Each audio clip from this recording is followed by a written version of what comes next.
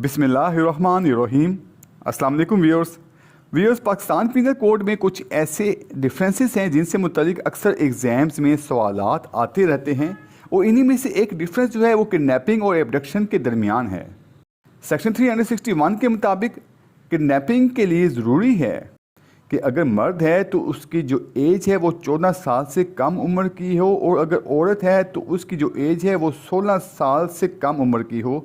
जबकि एबडक्शन में 362 के मुताबिक इसमें एज का कोई सवाल पैदा नहीं होता, इसमें एज का कोई तज़किरा नहीं है कि एबडक्शन जो है वो किसी भी शख्स की जा सकती है।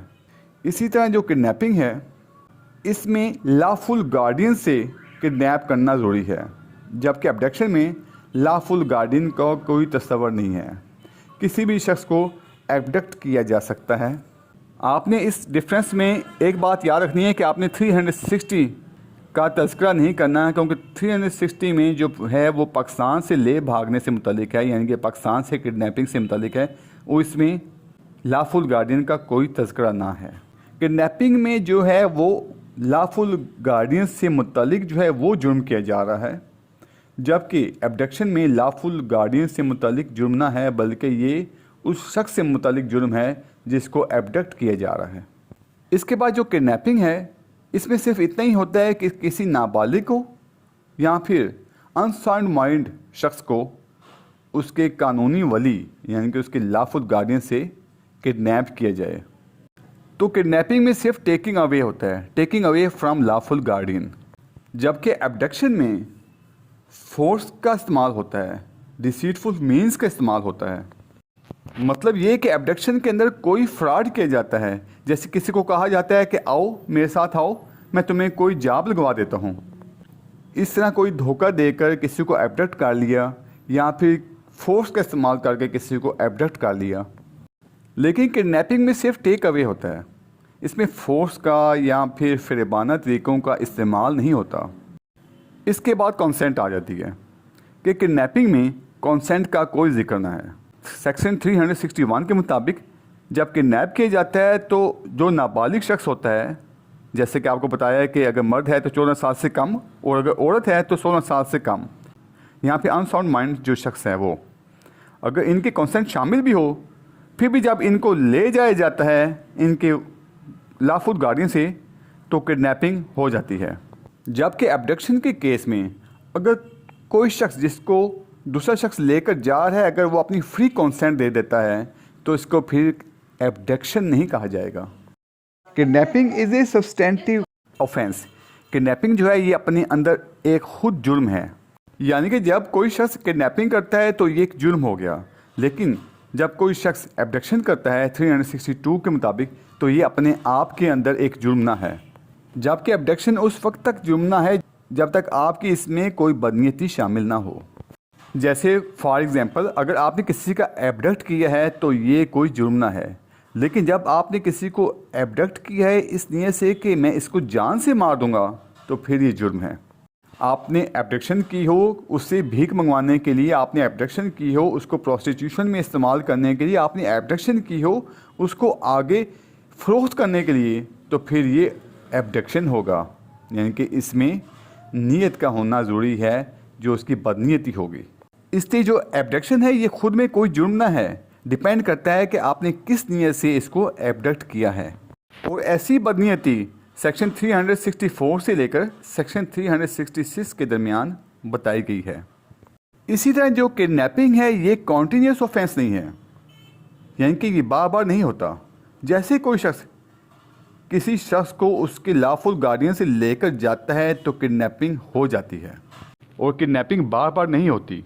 जबकि एबडक्शन जो है ये कॉन्टीन्यूस ऑफेंस है। जैसे मिसाल के तौर पर एक शख्स ने दूसरे शख्स को बाय फोर्स एबडक्ट किया और इसको दूसरी जगह लेकर गया और फिर वहाँ से किसी और जगह कुछ और लोग लेकर गए और फिर वहाँ से मुख्तलिफ लोग उसको किसी और जगह लेकर चले जाते हैं। तो इस तरह ये एबडक्शन जो है ये कॉन्टीन्यूस ऑफेंस है और ये एबडक्शन बार बार हो रही है। इसके अंदर जितने लोग इन्वॉल्व हो रहे हैं सब लोग ऑफेंस कर रहे हैं। तो एबडक्शन जो है ये कॉन्टीन्यूस ऑफेंस है और एग्ज़ाम्स में सवाल आ जाता है कि कॉन्टीन्यूस ऑफेंस कौन कौन से हैं। तो एब्डक्शन जो है ये कॉन्टीन्यूस ऑफेंस है। इसी तरह टेकिंग एंड इंटाइसिंग, जो किडनैपिंग है इसमें टेकिंग और इंटाइसिंग आ जाती है कहाँ से, लॉफुल गार्डियन से। जैसे किसी को ले जाना या फिर किसी को इंटाइस करना। इंटाइस किस तरह करना, मिसाल के तौर पर किसी लड़की को कहना कि तुम अपने अम्मी अब्बू के साथ रह रही हो, आपके अम्मी अब्बू तो इस तरह अच्छे लोग नहीं हैं, तुम उनके साथ कैसे रहोगी, तुम्हारे लिए ये परेशानियाँ बनेंगी, तुम उनको छोड़ दो, मेरे साथ आकर रहो, बिल्कुल फ्री रहोगी, मैं तुम्हें फ़लाँ सहूलतें दूंगा, मैं तुम्हें फ़लाँ जगह घुमाऊंगा। इस तरह के ख्यालात लड़की के दिल के अंदर पैदा कर दिए कि वो खुद भाग कर चली आई। यहाँ पर वो खुद उसको लेकर नहीं जा रहा, बल्कि उसने उसके दिल में ऐसे ख्यालात पैदा कर दिए कि वो खुद अपने माँ बाप को छोड़कर उसके पास आ गई। तो इस तरह के करने को हम कहेंगे इंटाइसिंग, यानी कि इंड्यूस करना, किसी को उभारना, किसी को तरगीब देना, उसके दिल में गलत ख्याल पैदा करना, उसको कहना कि तुम आ जाओ, मैं तुम्हारे साथ शादी कर लूँगा, या फिर मैं तुम्हें कहीं जॉब लगवा दूँगा, या फिर मैं तुम्हें किसी अच्छी जगह भेज दूँगा। तो इस तरह की चीज़ को कहते हैं इंटाइसिंग। तो किडनैपिंग के अंदर होता है ले जाना या फिर उसको तरगीब देना, जबकि एब्डक्शन के अंदर जो question of taking and enticing का सवाल ही पैदा नहीं होता। इसमें टेकिंग और इंटाइसिंग नहीं होती, इसमें सिर्फ फोर्स का इस्तेमाल होता है, या फिर किसी को गुमराह करके फ्रॉड करके उसको ले जाना, यानी कि इसमें फोर्स का इस्तेमाल होता है, इसमें डिसीटफुल मीन्स का इस्तेमाल होता है, यानी कि इसमें फ्रॉड का इस्तेमाल होता है। अब हम देख लेते हैं किडनैपिंग फ्रॉम पाकिस्तान। लेकिन आपको बताते चलूँ कि आप एज का डिफरेंस उस वक्त बताएंगे जब आप डिफरेंस बयान कर रहे हैं किडनैपिंग फ्रॉम लॉफुल गार्डियन और एब्डक्शन के दरमियान। लेकिन जब आप डिफरेंस बयान करेंगे किडनैपिंग फ्रॉम पाकिस्तान और एब्डक्शन, तो इसमें आप एज का जिक्र नहीं करेंगे। इसके लिए आप सेक्शन 360 पढ़ सकते हैं, जिसमें बयान किया गया है whoever conveys any person beyond the limits of Pakistan without the consent of that person or of some person legally authorized to consent on behalf of that person is said to kidnap that person from Pakistan। इसमें as की बात नहीं की जा रही, लिहाजा जब आप किडनैपिंग और एब्डक्शन के दरमियान फ़र्क लिखेंगे तो आप ये बताएंगे कि आप कौन सी किडनैपिंग की बात कर रहे हैं, किडनैपिंग फ्रॉम लॉफुल गार्डियन की बात कर रहे हैं या किडनैपिंग फ्रॉम पाकिस्तान की बात कर रहे हैं। अगर किडनैपिंग फ्रॉम पाकिस्तान की बात कर रहे हैं तो उसमें एज मैटर नहीं करती। यहाँ पे किसी भी एज के शख्स को, चाहे मर्द हो औरत हो, उसको किडनैप किया जा सकता है।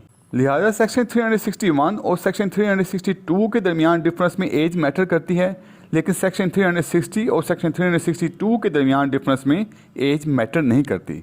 इस बात का आपने ख्याल रखना है। किडनैपिंग फ्रॉम पाकिस्तान में अगर वो शख्स जिसको किडनैप किया जा रहा है अगर उसने अपनी कंसेंट दे दी है तो ये किडनैपिंग नहीं होगी, जबकि सेक्शन 361 में किडनैपिंग फ्रॉम लॉफुल गार्डियनशिप में अगर किडनैप होने वाला शख्स है वो अपनी कंसेंट दे या ना दे, किडनैपिंग हो जाएगी। लिहाजा इन दोनों के दरमियान फ़र्क को आपने ख्याल से लिखना है। सेक्शन 360 और सेक्शन 361 को आपने बड़े गौर से पढ़ना है और फिर आपने किडनैपिंग और एब्डक्शन के दरमियान फ़र्क बयान करना है। लिहाजा सेक्शन 360 में अगर किडनैप होने वाला शख्स अपनी कंसेंट दे देता है तो किडनैपिंग ना होगी, जबकि सेक्शन 361 में अगर किडनैप होने वाला शख्स अपनी कंसेंट दे देता है तो फिर भी किडनैपिंग हो जाएगी। किडनैपिंग फ्रॉम पाकिस्तान ये भी कॉन्टीन्यूस ऑफेंस है एब्डक्शन की तरह। इसी तरह किडनैपिंग फ्रॉम पाकिस्तान में जो किडनैप किया जा रहा है उसको जहाँ पे लेकर जाया जा रहा है वो जो जगह है वो पाकिस्तान से बाहर की जगह होनी चाहिए, जबकि एब्डक्शन के केस में ऐसा नहीं होता।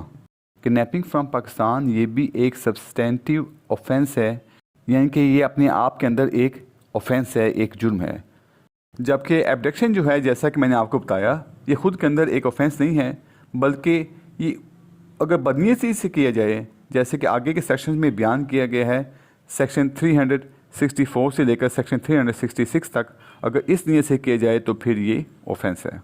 व्यूअर्स वीडियो देखने का बहुत शुक्रिया।